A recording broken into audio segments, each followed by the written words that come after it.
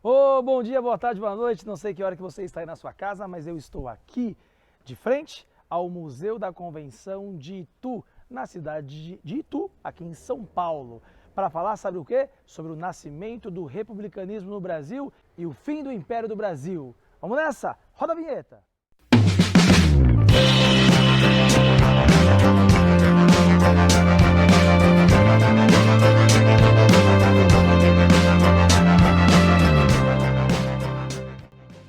Bom, meus queridos, estamos aqui diretamente de Itu, de frente ao Museu da Convenção de Itu, ou conhecido também como o Museu Republicano de Itu. Bom, pessoal, a gente está falando aqui sobre um assunto muito importante que cai no vestibular, que cai no Enem, que cai nos concursos. Nós estamos falando sobre o nascimento do republicanismo no Brasil. Beleza isso? Então anota aí, pega a caneta, vem com o Gustavo Lima que você vai ter todos esses detalhes. Bom, a gente falar um pouquinho onde a gente está, pessoal. Nós estamos aqui na cidade de Itu. Itu fica aqui pertinho de São Paulo, mais ou menos 140 quilômetros da capital de São Paulo, tá? Itu tem a sua formação relacionada com, né, o bandeirantismo, os bandeirantes, né? Eles receberam essa região aqui por volta de 1610, lá no início do século 17. E tiveram aqui, né, as suas fixações, porque faziam o seu processo de interiorização. Os bandeirantes que deram o início à formação da cidade de Itu foram Domingos Fernandes e Cristóvão Diniz, onde eles iniciaram aqui a formação de Itu através de uma construção de uma capela devotada a Nossa Senhora da Candelária. Bom, depois da formação do século XVII, o início do bandeirantismo, a cidade de Itu, ou nem era cidade, a vila de Itu era uma vila aqui bastante inexpressiva para a história do Brasil colônia.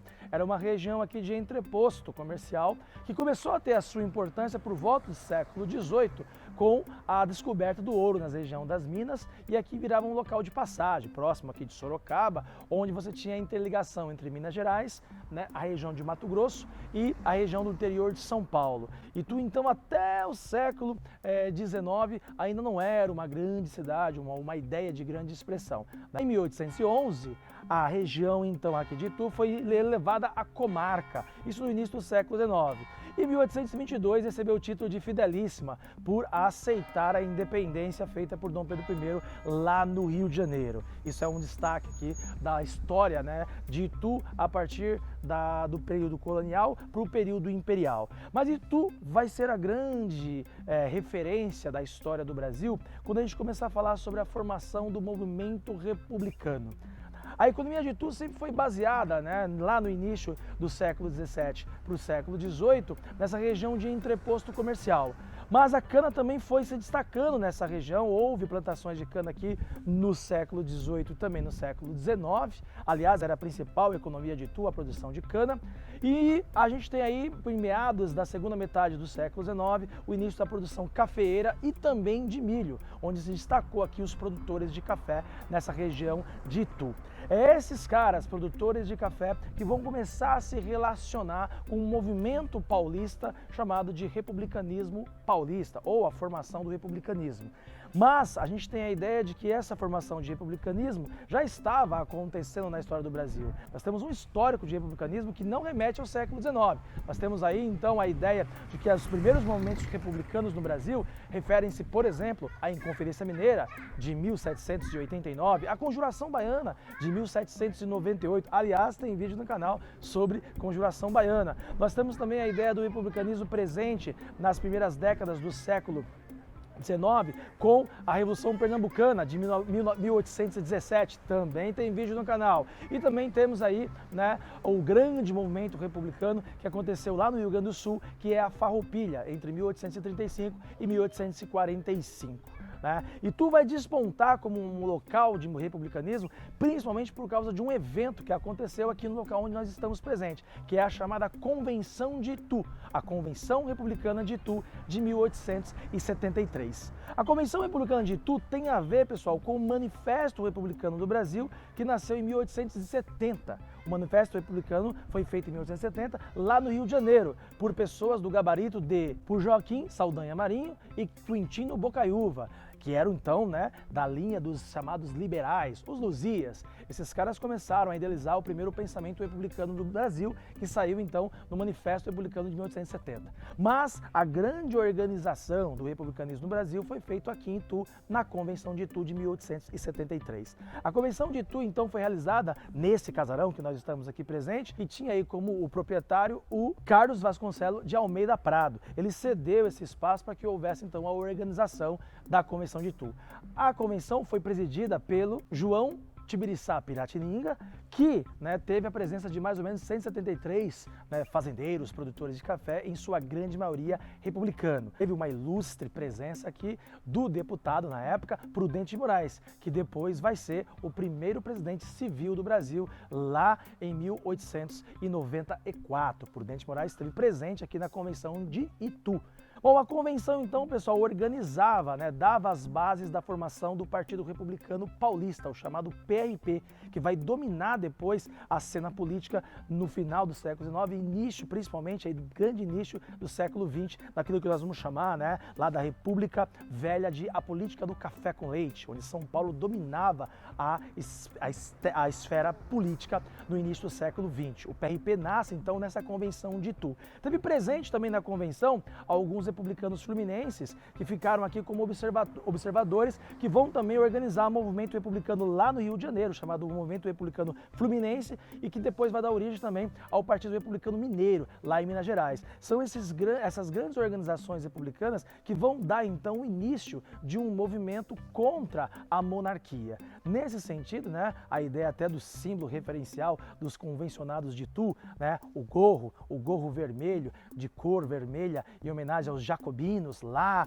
da República formada na Revolução Francesa. Esse brasão tinha então o gorro, né, em cima aí de ramos de café, isso mostrando a força dos cafeicultores dentro desse movimento republicano. Os fins do século XIX, pessoal, vai dar a toada. A partir de 1873, com a Convenção de Itu e o nascimento do PRP, vai juntar forças com outros momentos que estavam acontecendo no fim da República, ou seja, a ascensão dos militares depois da Guerra do Paraguai, que começam também a ser adeptos do republicanismo através da linha do chamado positivismo francês, e também a Igreja Católica então rompe com o imperador Dom Pedro II por divergências relacionadas, né, à sua relação com a maçonaria.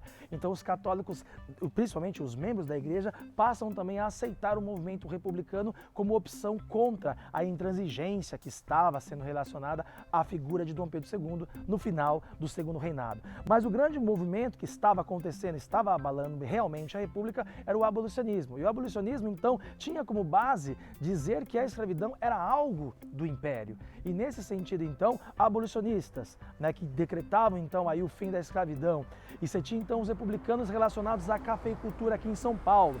Você tinha também, então, aí os militares adeptos do positivismo e também contra a monarquia, e também aí a presença dos católicos e da igreja. Tudo isso se juntando no final do Império vai enfraquecer a monarquia, vai enfraquecer o Dom Pedro II, e todos esses movimentos juntos, e obviamente, né, com a ação, né, da proclamação da República feita pelos militares, lá com Deodoro da Fonseca em 1889, nós tivemos então a ascensão do republicanismo no Brasil e a queda da monarquia no Brasil. E tudo isso tem como base aqui a Convenção de Itu, o nascimento do republicanismo aqui em São Paulo, com o Partido Republicano Paulista. E isso é muito sintomático, né? Você vê que Itu é visto como o berço do republicanismo no Brasil. Porém, pessoal, essa história é contada a partir do viés paulista. Exatamente no local onde nós estamos, que é o casarão, né, do Carlos Vasconcelos de Almeida Prado, está relacionado a uma ideia de uma idealização de museu. O museu foi pensado a partir de 1917,